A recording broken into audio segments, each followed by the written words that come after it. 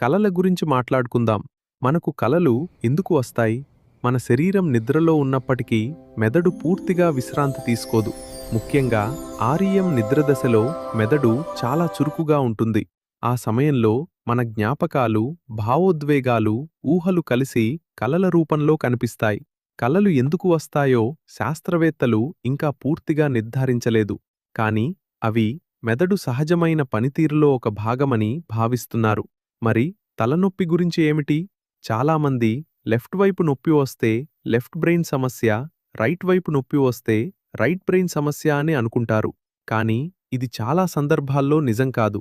తలనొప్పికి నిద్రలేమి, ఒత్తిడి, నీరు తక్కువగా తాగడం, కంటి అలసట, మైగ్రేన్ వంటి అనేక కారణాలు ఉండవచ్చు. తరచుగా లేదా తీవ్రమైన తలనొప్పి ఉంటే వైద్యుడిని సంప్రదించడం మంచిది. మరి మెదడు ఆరోగ్యంగా ఉండాలంటే ఏమి చేయాలి? ప్రతిరోజూ సరిపడా నిద్రపోవాలి, మంచి ఆహారం తీసుకోవాలి, వ్యాయామం చేయాలి, కొత్త విషయాలు నేర్చుకోవాలి, పుస్తకాలు చదవాలి. ఇవన్నీ మెదడు చురుకుగా పనిచేయడానికి సహాయపడతాయి.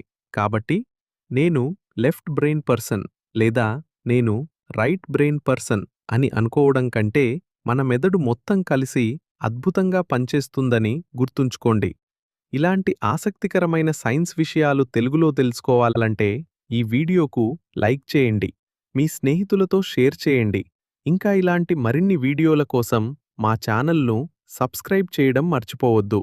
ధన్యవాదాలు.